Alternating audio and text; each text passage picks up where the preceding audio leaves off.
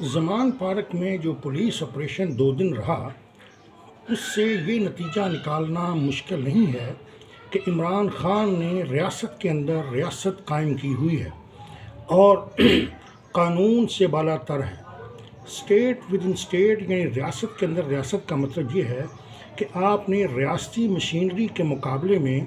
اپنی ریاست قائم کر لی ہے اور آپ ریاست کے قانون سے اور آئین سے بالا تر ہیں اور آپ ہمیشہ قانون سے انحراف کرتے ہیں اور قانون کی جو عمل درآمد کرنے کی جو رٹ ہے اور جو قانون کی عمل داری ہے، آپ اس سے باغی ہیں۔ اکبر بگٹی بلوچستان میں ایک سردار ہوا کرتے تھے۔ وہ وہاں کے ایک معروف سیاستدان تھے اور وہاں کے جاگیردار تھے۔ ان کے بارے میں جنرل مشرف نے کہا تھا کہ اس نے بھی ریاست کے اندر ریاست قائم کی ہوئی ہے، اور اس کا نتیجہ یہ نکلا کہ فوجی آپریشن کے ذریعے سے اکبر بگٹی کو قتل کر دیا گیا۔ اسی طرح کراچی میں الطاف حسین جو MQM کا بانی تھا، اس نے اپنی ہی اسٹیٹ قائم کی ہوئی تھی، یعنی ریاست کے اندر ریاست۔ وہ بھتہ خوری اور ٹارگٹ کلنگ اور بوری بند لاشیں اور جلسے جلوس اور بدماشیاں اس کا کام تھا، حتیٰ کہ وہ ہر حکومت میں شامل ہو کر پورا فائدہ اٹھاتا تھا،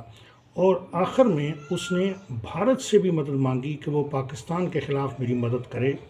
اور اصل میں وہ انڈین ایجنٹ نکلا۔ چنانچہ اسے یہاں سے دربدر ہونا پڑا، یہاں سے وہ چلا گیا اور اب وہ لندن میں دھکے کھا رہا ہے۔ اور ریاست کے اندر ریاست قائم کرنا قانون سے انحراف ہے، آئین سے انحراف ہے، عدالتوں سے انحراف ہے اور عدالتوں میں پیش ہونے سے انحراف ہے۔ یہ بات عدالتوں کو بھی سمجھنی چاہیے اور اداروں کو بھی سمجھنی چاہیے۔ سیکورٹی ادارے اس سلسلے میں نوٹس لیں،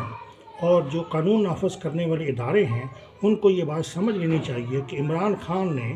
اصل میں زمان پارک میں ریاست کے اندر ریاست قائم کی ہوئی ہے،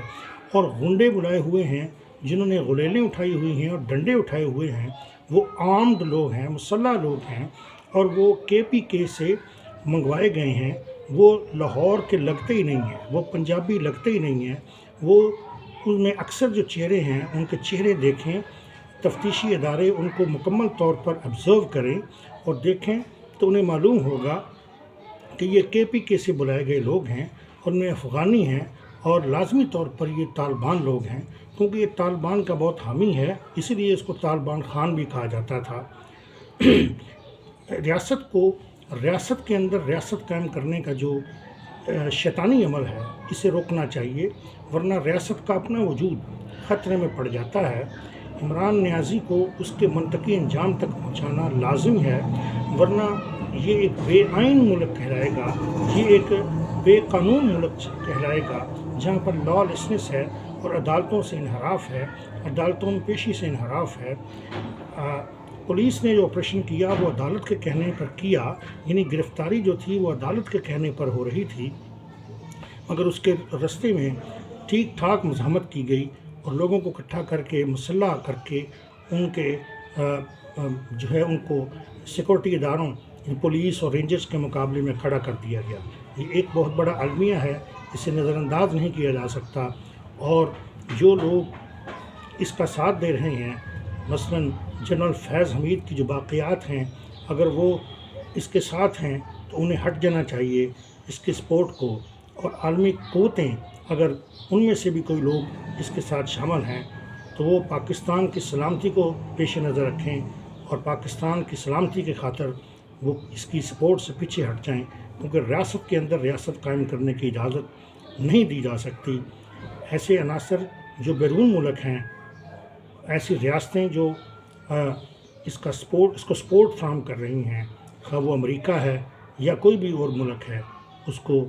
اس کے ساتھ بات کی جانی چاہیے۔ اس سپورٹ کا جو نیٹ ورک ہے اس کو ختم کرنا چاہیے، اور عمران خان کو قانون کے مطابق اس کے ساتھ ڈیل کی جائے، ٹریٹ کیا جائے، اور اگر